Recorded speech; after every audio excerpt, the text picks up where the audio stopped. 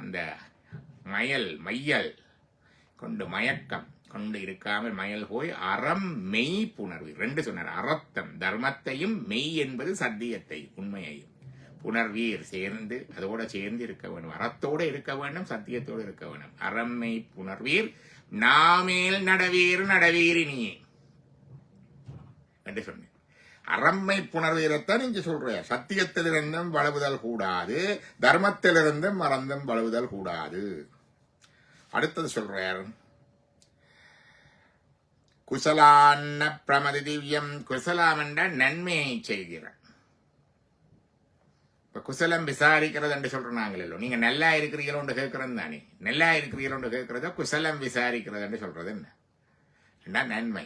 அப்ப இங்க குசலம் என்பது நன்மை. நல்ல காரியங்களிலிருந்து நழுவுதல் கூடாது. Always do good. அதுகளை விட்டுடாதீங்க. நல்ல காரியங்கள் உங்களால் ஏழுமானதை செய்து கொண்டிருக்கிறது. யாவர்க்குமாம் உண்ணம் யாவர்க்குமாவுக்கொரு வாயுரை. அப்படி யாவர்க்குமா உறவற்கொரு பச்சிலை, யாவர்க்குமா உண்ணும் போதொரு கைப்பிடி, யாவர்க்குமா வாவுக்கொரு வாயுரை, யாவர்க்குமாம் பிறர்க்கு இன்னுரை தானே. நல்ல முயற்சியிலிருந்து ஒரு நாளும் வலுவக்கூடாது. இறைவனுக்கு ஒரு இலையை போட்டு பூவை போட்டு பூஜை பண்ண வேணும். பூஜை பண்ண வேணும். அது கொண்டு யாவர்க்குமா யாவர்க்குமா உண்ணும் போது ஒரு கைப்பிடி கொடுக்கும். யாவர்க்குமா ஒரு குடிசாரது வந்தாலும் கொடுக்க வேணும். பசுக்கள் மற்ற உயிரினங்களுக்கு ரட்சிக்க வேணும். மற்றவைக்கு ஒரு நல்ல வார்த்தையை சொல்ல வேணும். கடுப்பா கதைச்சு கொண்டிருக்கப்படாது. எல்லாம் போதுறன் மாதிரி இன்ன வார்த்தையே நல்ல வார்த்தைன்னு கொட்டுண்டு போகுமா? வார்த்தையை வாரிவா சொல்ல வேணும். அதான் சொன்னார், குசலம் என்றா நல்லது. ந பிரமதி திவ்யம் என்று சொன்னார். குசலான். அடுத்தது பூஜ்யைன பிரமதி திவ்யம். பூஜை என்றா பெருமை உள்ளவற்றை போற்றுவதென்றும் மறந்து நழுவது கூடாது. போற்றுவா அதை சிலதுகளை நல்ல விஷயங்களை போற்றி போற்றி வைக்க வேணும். போற்றி வைக்க வேணும். நல்ல விஷயங்களை உயர்த்தி சொல்லி அதை எப்பவும் நல்ல உயர்ந்த இதை வச்சிருக்க வேணும். பற்றி ஒரு நாளும் கீழே இதண்டப்படாது. பெருமையான விஷயங்களை போற்றி வைக்க வேண்டும். பெருமை உள்ளவற்றை போற்றுவதென்றும் மறந்தும் நழுவுதல் கூடாதே.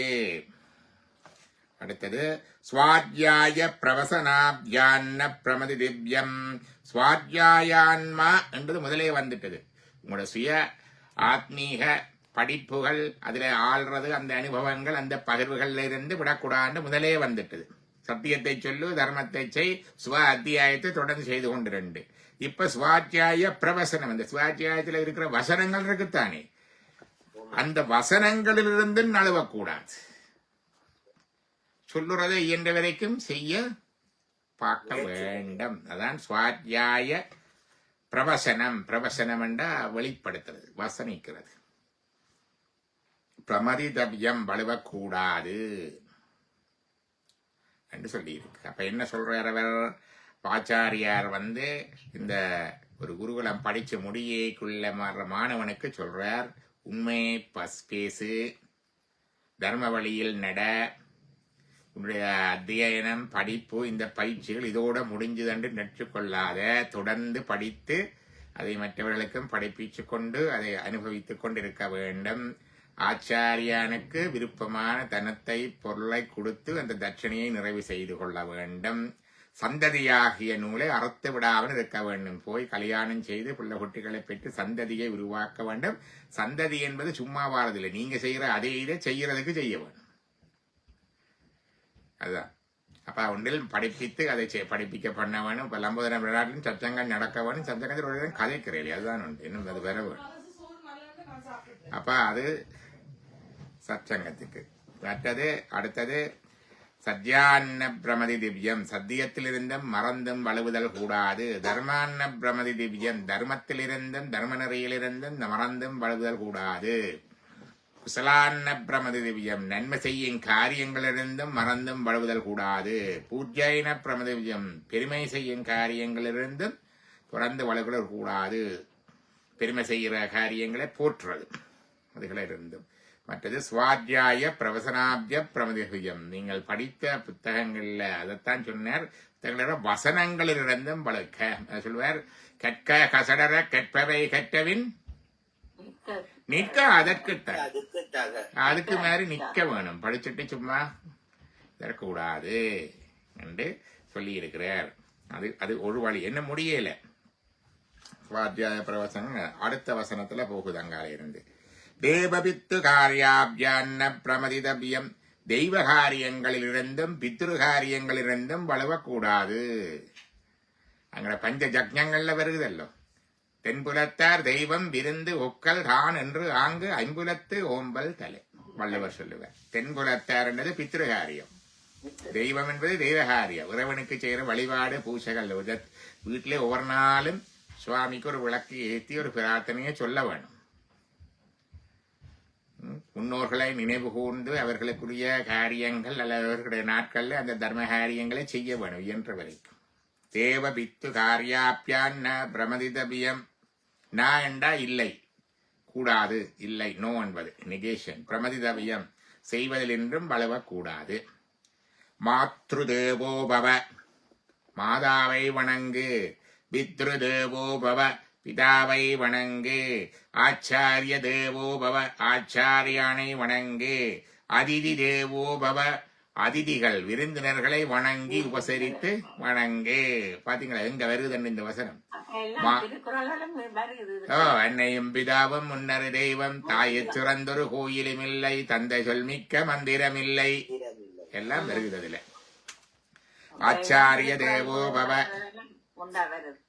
ஆச்சாரிய தேவோ பித்ருதேவோ பித்ருதேவோ பவ, ஆச்சாரிய தே மாத்ருதேவோ பவ, பித்ருதேவோ பவ, ஆச்சாரிய தேவோ பவ, அதிதி தேவோ பவ என்று வருகிறது. அதாவது தாயை தெய்வமாக வணங்கு, தகப்பனை தெய்வமாக வணங்கு, குருவை தெய்வமாக வணங்கு, அதிதியை தெய்வமாக வணங்கு. யான் அனவத்யானி கர்மாணி, குற்றமற்ற காரியங்களை செய்து கொண்டிரு. பிழை இல்லாம காரியங்களை செய்ய வேணும். கண்ட பாட்டுக்கு அங்க இங்க எல்லாம் போய் தேவையில்லாத விஷயங்களை செய்யக்கூடாது.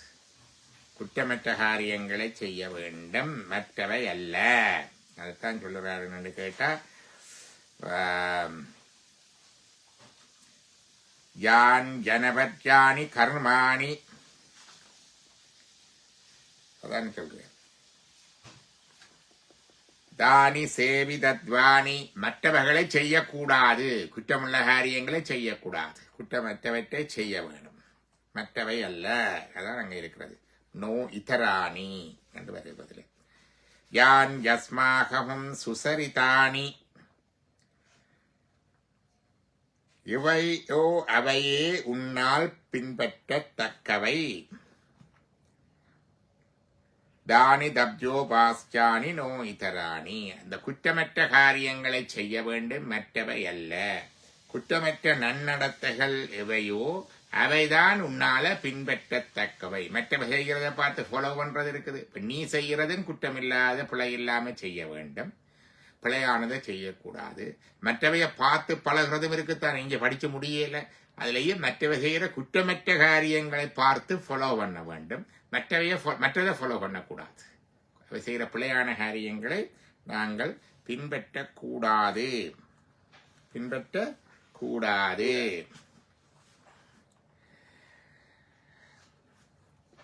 அடுத்தது சொல்றார். ஜேதத்ர பிரம்மணா சம்மர்சின யுக்தா ஆயுக்தா அலூஷா தர்மகாமாஸ்யு. சிரேஷ்டமான பிராமணர்கள், இங்க பிராமணர்கள் பிறந்தவர்கள் அல்ல, இந்த நூல்களை படித்து, இந்த பிரம்மத்தை பற்றிய நூல்களை படித்து பிரம்மத்துக்குரிய காரியங்களை செய்து பிரம்மஜக்ஞம் செய்து அதோடு இருக்கிறார்கள். அப்படிப்பட்ட மேலான ஆட்கள் யாரோ அவர்கள் ஆசனத்தில் வீட்டிருக்க நீ கதைக்க கூடாது, எதிர்த்து பேசக்கூடாது என்று. ஆச்சாரியார்கள் பெரியவர்கள் சொல்றதை எதிர்த்து பேசக்கூடாது. அதான் சொல்றாரு. இதுல சொல்றாரு, என்ன சொல்றாருண்டா, யுக்தா ஆயுக்தா சம்மர் சினக என்று வருது. இதுக்கு அப்புறம் சொற்பொருள்கள் பார்க்க வேணும். இதில் நாங்கள் மற்றது பார்க்கல. அவர்கள் ஆச்சாரியார்களை உயர்ந்த ஆசனத்தில் வச்சிருக்க, உயர்ந்த இடத்துல வச்சிருக்க வேணும் ஆச்சாரியார்களை.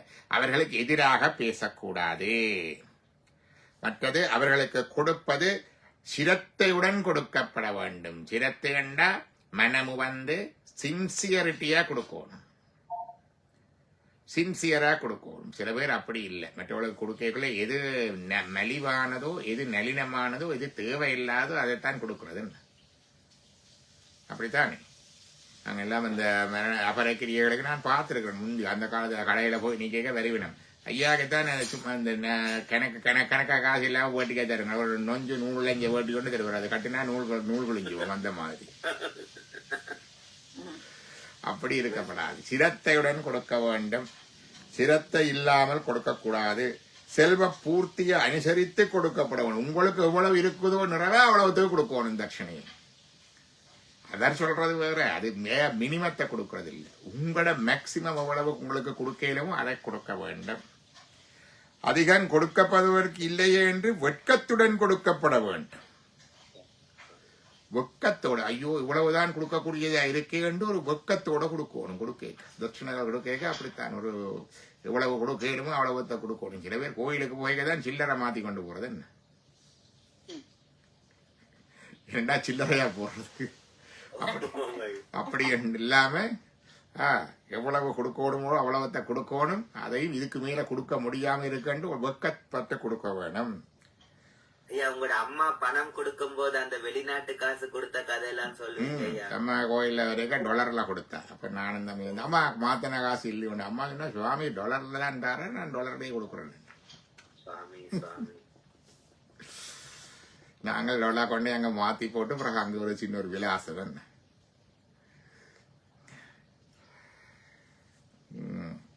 அப்ப பயத்துடன் கொடுக்கப்பட வேண்டும். நல்ல எண்ணத்தோட கொடுக்கத்தக்க இடத்தில் கொடுக்கத்தடாம பயத்தோட கொடுக்கணும். அப்பா ஒரு பயபக்தியோட கொடுக்க வேண்டும். உண்டு நல்ல எண்ணத்துடன் கொடுக்கப்பட வேண்டும். நல்ல குட் தாட்ஸோட கொடுக்கணும். செய்ய வேண்டிய காரியத்தில் சந்தேகமாவது, நடக்க வேண்டிய முறையில் சந்தேகமாவது உனக்கு உண்டானால், இப்போ உங்களோட ஒரு காரியத்தில் இது எப்படி செய்யறதுன்ற ஒரு சந்தேகம் வருகிறது, அல்ல இது எப்படி செய்யலாம் என்ற ஒரு டவுட் வருகிறது என்றால், அங்கு தீர விசாரணித்து உணரும் திறமை வாய்ந்தவர்களும் முறைப்படி ஒழுகுபவர்களும் பிறருடைய ஏவுதலுக்கு உட்படாதவர்களும் குரூர சுவார்கள் இல்லாதவர்களும் தர்மத்தில் திடமான பற்றுள்ளவர்களுமான எந்த பிராமணர்கள் உண்டோ அவர்கள் எங்கனம் அவ்விஷயங்களில் நடந்து கொள்ளுகிறார்களோ அங்கனமே நீயும் நடந்து கொள்ள வேண்டும். உங்களுக்கு ஒரு டவுட் வந்துட்டு இந்த விஷயத்துல எப்படி செய்யலாம் அப்படி என்று சொன்னா மற்ற பெரியவங்க எப்படி செய்யறாங்கன்றதை பார்த்து செய்ய வேணும். படிச்சாச்சு, அதோட எல்லாம் முடிஞ்சதே இல்லை. அதுக்கு பிறகு அது சத்தியம் பேச வேணும், தன்ம வழியில நடக்க வேணும், தாயை போட்ட வேணும், தந்தையை போட்ட வேணும், ஆச்சாரியனை போட்ட வேணும், அதிதிகளை போட்ட வேணும், தர்ம நல்ல காரியங்களை போட்ட வேணும், நல்ல காரியங்களை செய்ய வேணும், அதுல இருந்து வலுவக்கூடாது. மற்றது நல்ல செயல்களை பின்பற்ற வேணும், மற்றவற்றை பின்பற்றக்கூடாது. சந்ததியாகிய நூலை அறுத்து விடக்கூடாது. ஆச்சாரியாரே இப்ப உயர்ந்த இடத்துல வச்சிருக்க வேணும். அவருக்கு கொடுக்கக்குள்ள பயபக்தியோட தன்னால இயன்ற அளவுக்கு கொடுக்கணும். இதுக்கு மேலே கொடுக்க முடியவில்லை என்ற வெட்கத்தோட கொடுக்கணும், ஒரு பயத்தோட கொடுக்க வேணும். அவருக்கு கொடுக்க உனக்கு ஏதாவது சந்தேகம் இருந்தால் இந்த காரியத்துல இந்த விஷயத்துல எப்படி நடக்கணும்டா அந்த விஷயத்துல அந்த காரியத்துல மற்ற பெரியவர்கள் எப்படி நடந்து கொள்றாங்க பார்த்து அதன்படி நடக்கணும். யார் பெரியவர்கள் என்றதை சொல்றார், தீர விசாரித்து உணரும் திறமை வாய்ந்தவர்கள். இப்ப எல்லாம் தீர விசாரிக்கிறவங்க ஒருத்தருக்குமே இல்லை. திணறு ஏன் பூசுறதுன்னு சொன்னா சளி பிடிக்காம பூசுறதுன்னு சொல்றாக்களும் இருக்கணும்.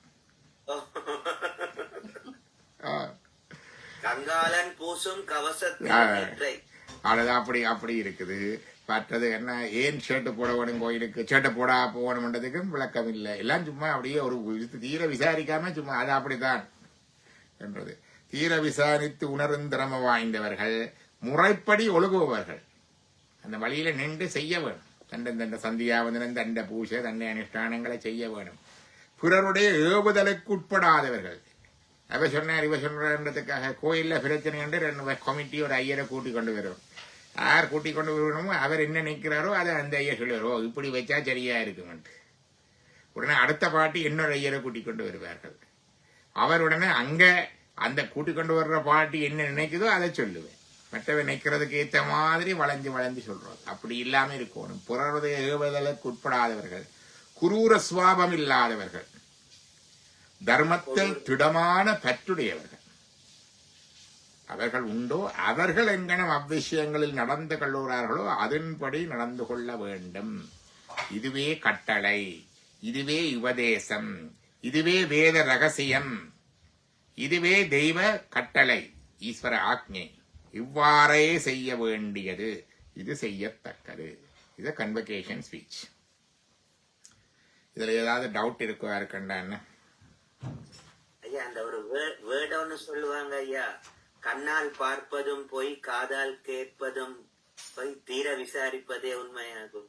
தீர விசாரித்து அறிந்ததே மெய்யன். இங்க தீர விசாரிப்பது என்பது யுக்தி இருக்க வேண்டும். வாரவனோடு சொல்லுவார் ஒரு காரியத்தை தன்னைக்குள்ள புத்தகத்துல இருக்கண்டு கொண்டு அப்படியே பண்றதில்லை. சுருதி யுக்தி அனுபவம் மூண்டுக்கும் சரியா இருக்கணும் ஒரு காரியம். புத்தகங்கள்ல நிறைய விஷயங்கள் இருக்குது, எல்லாம் நல்லதண்டு இல்ல. தொன்மையாவாம் இதுகவையின் நன்றாக இன்று தோன்றிய நூல் அதிகவையின் தீதாக சிவப்பிரகாசத்துல எங்களுக்கு இறந்த சிவாச்சாரியர் அழகா சொல்லிட்டார். இனி அது அது இறந்த சிவா அப்ப உமாசிவன் அப்ப அவர் வடிவா சொல்லிட்டார். ஆனா நாங்கள் என்ன செய்கிறோம், புத்தகத்தில் இருக்கண்ட அப்படியே இருக்கிறது. யுக்தி யுக்தி என்றா பகுத்தறிவை பயன்படுத்த வேண்டும். தீர விசாரித்து அறிய வேண்டும். தீர விசாரித்து அறிய வேண்டும். கோயில்ல அபிஷேகம் உள்ள குடங்குடமா ஊத்துறேன்னா நீங்க சொல்றாக்களும் இருக்கணும். இல்ல இல்ல அப்படித்தான் அப்பன் பாட்டம் செய்து அப்படித்தான் ஊத்தணும் என்றாக்களும் இருக்கணும். அது என்ன ஏன் ஊத்தினம் என்ன என்று அது தெரிய வேண்டும். கோயில்ல விரிச்ச தலையோட போகப்படான்னு சொல்றது. ஏன் போகப்படான்னு சொல்றது விரிச்ச தலையோட? முடிகள் பறக்கும்னு சொல்லுவாங்க. அது வீட்டுல என்ன நெருப்பவாயம். கோயில்ல இப்பதான் லைட் வந்தது. அந்த நாள்ல எல்லாம் குத்து விளக்கம் தீவட்டியும் தான். தலைமையர் அங்கேயும் இங்கேயும் பறந்து கொண்டிருந்தா நெருப்பு பிடிச்சிடும். அதபாயம். கோயில்ல முந்தான செருகி இருக்கணும் சொல்றது. அதனால சொல்றது முந்தான செருகி இல்லாடி தொங்கி இருக்கிறதுக்குள்ளால நீங்க கும்பிட்ட பலன் பூமாதவிக்கு போயிடும் சொல்லிவிடும்.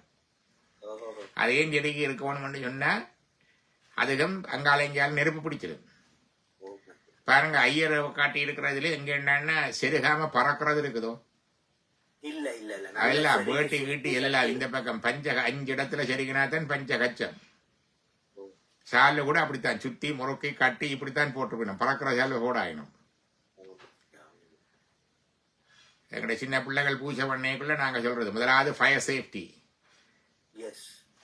கேர்ள்ஸுக்கு டை த ஹேர், ஸ்லீவ்ஸ் எல்லாத்தையும் முன்னுக்கு இஞ்சாலும் எடுத்து விடுங்க, இல்லாட்டி ஸ்லீவ்ஸ் நெருப்பு பிடிச்சிடும். அப்ப அதை சொல்லாம சும்மா சொல்லி கொண்டு தலையை விரிச்சு போகப்படாது. சீத தலையை விரிச்சிட்டு இருந்தவ கண்ணை தலையை விரிச்சிட்டு இருந்த கதை இல்லை. இதுதான் காரணம். ஆனா இன்றைக்கு கோயில்கள்ல அந்த அபாயம் குறைவு. இன்றைக்கு கோயில்கள்ல விளக்கு வந்து சுவாமி குடுறதான் இருக்குது. வெளியில தீவட்டி விளக்குகள் இல்லை. அதனால அது எவ்வளவுக்கு அப்ளை பண்ணணும் இடத்தை பொறுத்து. ஏன் சட்டை போடாம போகணும்? மேல் வஸ்திரம் அந்த சட்டை இல்ல, மேல் சால்வை வந்து அவருடைய அந்தஸ்து. பெரியவர்களை கண்டால் மேலே இருக்கிற சால்வை எடுத்து இடுப்பில கட்டி கும்பிடுறது வளமை. இப்ப சுவாமி எல்லாருக்கும் பெரியவர், அவருக்கு முன்னால சால்வை எடுத்து இடுப்பில கட்டணும். அதுக்குதான் மேலே சால்வை போடக்கூடாது. அதை பிறகு ஷர்ட் போடக்கூடாதுன்னு வந்து இப்ப அது அந்த மாதிரி கோயிலுக்குள்ள போகக்கூடாது, செருப்பு போடக்கூடாது. கோயில் வீதியிலேயே செருப்பு போடக்கூடாதுன்னு வந்துட்டு தானே. நல்லா கொதிக்கிற மணல்ல எப்படி போறது செருப்பு போடாம கோயில் வீதியில? சிலதுகள் தீர விசாரித்து அறிகிறது இல்லை. என்னத்துக்கு ஏதுக்கு? அது பாதரட்சை வந்து அது ஒரு ஸ்டேட்டஸ் சிம்பல். செருப்பு போடுறது அந்த நாளோட ஸ்டேட்டஸ் சிம்பல். பெரியவர் வந்தா செருப்பு எடுத்து கையில் எடுத்துக்கிட்டோம். அது அழகாக சொல்லுவார் பண்டிதமணி கணபதி பிள்ளை எழுதுவார். அந்த நாளில் நல்லூர் முதலாளி நாவலர் இருந்தார, நாவலற்ற வீதி தாண்டித்தானே அவர் போறது. அப்படி போகைக்குள்ள அவருக்கு நாவலருக்கும் வழக்கம் என்றாலும் நான் ஒரு முடுக்கா நடந்து வருவார். நாவலற்ற வீடு வந்தோடனே சடார் என்று செருப்பை கலட்டி கையில தூக்கி நடந்து போவார். அவருக்கு முன்னால் எல்லாளனுக்கு சமாதி வச்ச துட்டகமனு இதால போராக்கள் தேர்ல இருந்து இறங்கி பாதரட்சியை கலட்டி நடந்து போகணும் என்று எழுதி வச்சிருக்கிறான். என்ன பெரியவர்களுக்கு முன்னால கொடுக்குற மரியாதை ஆனபடிக்கத்தானே அதை வச்சது. ஆனா இங்க வின்டர்ல வெளியில சாமி காவராக்கள் காலில் செருப்பு போட்டுக்கொண்டும் காவீனம் வேணும் தானே. குளிர் வின்டர்ல வெளியில சாமி காவறதே பெரிய அது தேவையோ தெரியாது, அது வேற விஷயம். அதுக்காக தண்டாம காவையில் அது வடநாட்டுல எல்லாம் ஷேட் போட்டுக்கொண்டுதான் பூஜை செய்யணும் உள்ளுக்குள்ள எல்லாம். என்ன அப்ப இங்கதான் தீர விசாரித்தருகின்ற யுக்தி சுருதி யுக்தி அனுபவம் பிராக்டிக்கலா இருக்க வேணும். இல்ல முந்தைய எல்லாம் சொல்ற பொம்பளை அப்படி செய்யப்படாது இப்படி செய்யப்படாது இல்ல, ஆணும் பெண்ணும் ஜமம் பண்ணி வந்துட்டது. அப்ப அனுபவத்துக்கு பார்க்க அது சரி வராது. அதைத்தான் சொன்னேன். அப்ப தீர விசாரித்து உணரும் திறமை வாய்ந்தவர்களா இருக்கணும். பிறருடைய ஆக்களில் அவை சொன்னபடி இவை சொன்னபடி கேட்டு நடக்கிற ஆக்களா இருக்கப்படாது. குரூரன் கோபம் இல்லாதவர்களா இருக்க வேணும். தர்மத்துல திடமான பற்றுள்ளவர்களா இருக்க வேணும். அவர்கள் எந்த வருஷப்படி அந்த நடந்து கொள்கிறார்களோ அதை பார்த்து நாங்கள் அந்த இடத்துல நடந்து கொள்ள வேண்டும். இதுதான் உபதேசம், இதுதான் வேத ரகசியம், இதுதான் ஈஸ்வர ஆக்ஞை. இவ்வாறே செய்ய வேண்டியது, இவ்விதமே செய்யத்தக்கது. This is the way you should live. அவ்வளவுதான். ஒரு இன்ஸ்ட்ரக்ஷன் படிச்சு முடிஞ்சோன்னு பிறகு அங்கால கடைசி பிரேயர் ஒன்று வருகிறது. அது சன்னோமித்திர சம்பரண அந்த பாட்டு நினைக்கிறேன். சன்னோமித்திர சம்பரண சம் நோ பவத்வத்யமா சன்னோ இந்திரோ ப்ரஹஸ்பதி சன்னோ விஷ்ணு ருருக்ரம நமோ பிரம்மணே நமஸ்தே வாயோ துவமேவ பிரஜத்யம் பிரமாசி துவமேவ பிரத்யக்ஷம் பிரம்மாவாதிஷம் துவமவாசிதம் சர்ஜமவாதிஷம் தர்மவாபயித் தத் பக்தாரமாவீத் ஆவீன் மாமாவீன் பக்தாரம். இது கோயில்களில் கேட்டிருப்பீங்க. இந்த இது கேட்கிறது. மித்திரணங்களுக்கு மங்களகரனாகவும் வருணனங்களுக்கு மங்களகரனாகவும் அரியமா எங்களுக்கு மங்களகரனாகவும் இருத்தல் வேண்டும். இந்திரனும் பிரகஸ்பதியும் எங்களுக்கு மங்களகரமாக இருக்க வேண்டும். அனைத்தையும் அளவிடும் அடியுடைய விஷ்ணு தன்னுடைய மூவடியால் உலகளந்தவர் இல்லை. அந்த விஷ்ணு எங்களுக்கு மங்களகரனாக இருக்க வேண்டும். பிரம்மத்துக்கு நமஸ்காரம். வாயுவே உன்னை வணங்குகிறேன். நீயே கண்கண்ட பிரம்மமாய் இருக்கிறாய். உன்னையே கண்கண்ட பிரம்மமாய் போற்றினேன். ருதம் என போற்றினேன். சத்தியம் என போற்றினேன். அது என்னை காக்க வேண்டும். அது ஆச்சாரியானை காக்க வேண்டும். இதுவே மீண்டும் நமது பிரார்த்தனை. என்னை காக்க வேண்டும், ஆச்சாரியானை காக்க வேண்டும். ஓம் சாந்தி சாந்தி சாந்தி. தைத்திரிய உபனிஷத்துல சிக்ஷாவல்லி, சிக்ஷா என்ற மாணவர் அவ்வளவு பெரிய இது நிறைவுற்றது. அடுத்தது ஆனந்தவல்லி. பிறகு பார்ப்போம். அதுக்குள்ள நான் அந்த இவருக்கா பார்த்துட்டு தெரியுது. இது இவ்வளவும் சரித்திரிய உபனிஷத்துல முதல் பகுதி.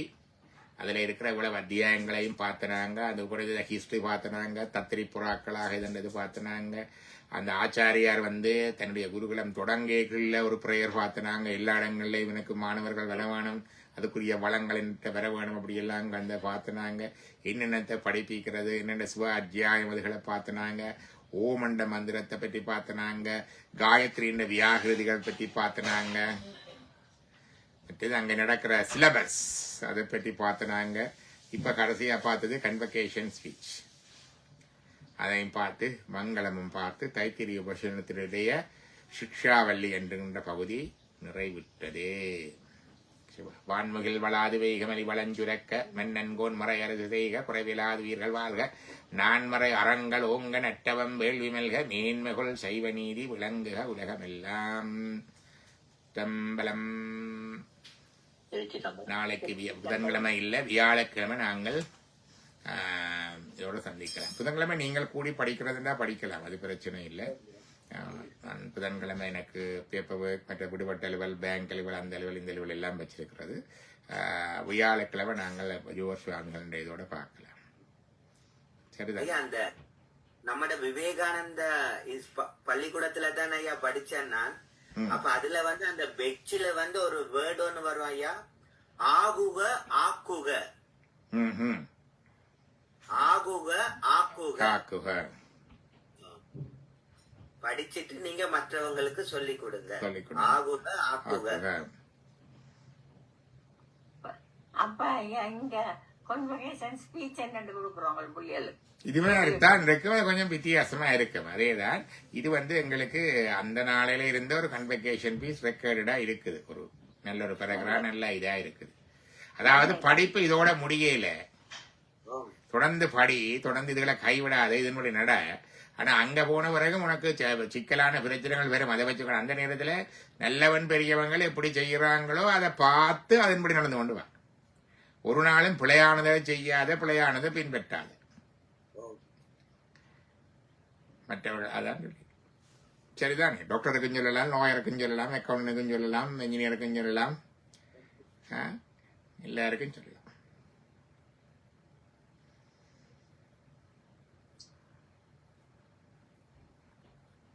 நல்லது சிவகுமார். அருணா அங்க நிக்கிறா. நல்லது ஐயா. ஓம் நம சிவாய். நினைக்கிறேன் யாழ்ப்பாணத்துல நிக்கிறான். அப்ப அம்மா கிட்ட கொஞ்சம் சாமான் கொடுத்து அனுப்பலாம், புத்தகம், ருத்ராட்சம் சொல்லி வான் பண்ணி விடுறேன். நமக்கு சிவகுமார் வேற கவனம் பண்ணி. ஐயா சிவபெருமானே. ஓம் நம சிவாய். நான் ஒரு கொஸ்டின், குயிக்கா ஒரு கொஸ்டின் கேட்கிறேன். கேளுங்க. இது நான் ரீசென்ட்லி இப்ப நான் ஒரு ஆர்டிக்கிளோட வாசிக்க பார்த்தேன். ஒவ்வொரு மந்திரங்களும் குருக்கள் சொல்லித்தான் நாங்கள் அதை சொல்ல வேண்டும். அவரை சொல்லி தந்ததான் பேருந்து பின்பற்றி ஒழுங்காக சொன்னாதான் அதுல பலன் கிடைக்கும்ன்றது. அது உங்களோட ஃபீட்பேக், அதை பத்தி என்ன? நீங்க என்ன மந்திரம் நீங்க சொல்லுறீங்க? இப்போ ஃபார் எக்ஸாம்பிள் ஒரு காயத்ரி மந்திரம், அதெல்லாம் குருக்கள் சொல்லித்தான் சொல்லணுமா? நாங்க பொதுவாக மந்திரம் இப்ப நாங்கள் படிச்சதெல்லாம் சமஸ்கிருதம் படிச்சதால மந்திரம் இல்ல. இது வேதத்துல இருக்கிற ஒரு என்ன சொல்றது, உபதேசம் என்று சொல்வார்கள். ஒரு பக்கத்துல இருந்து ரெண்டு பேர் ஒருத்தருக்கு ஒருத்தர் இருக்கிற ஒரே ஆடல் சொல்லி கொடுக்கிறது. இத மந்திரம் என்று சொல்றது இல்லை. ஆனாலும் இதுல இருக்கிற சிறத ஒரு தோத்திரமாக சொல்லுவார்கள். இப்ப சன்னோமித்ர சம்பரண தோத்திரமா சொல்லுவினும். That's like a prayer song. அது ஒண்ணு இருக்குது. அப்ப அப்படி சொல்லிக்கலாம். அது பிரேயர் என்ற பலன், ஒரு தோத்திரத்தின் பலன் அதுக்கு உண்டு. ரெண்டாவது, நீங்கள் இப்ப காயத்ரி மந்திரம் அதெல்லாம் முறையாக குருவிட்ட கேட்காம சொன்னா அது ஒரு தோத்திர பலன் அல்லது நாம ஜப பலன் தான் வரும். இப்ப நமச்சிவாயவை நீங்க குருவிட்ட கேட்காம சொன்னால் நாம ஜப பலன் உண்டு. காயத்ரி மந்திரத்தை நீங்க குருவிட்ட கேட்காம சொன்னா தோத்திரத்தினுடைய பலன் உண்டு. மந்திரம் என்பது ஒரு குருவிடமிருந்து அவர் சொல்லி கேட்டு சொல்லுறது.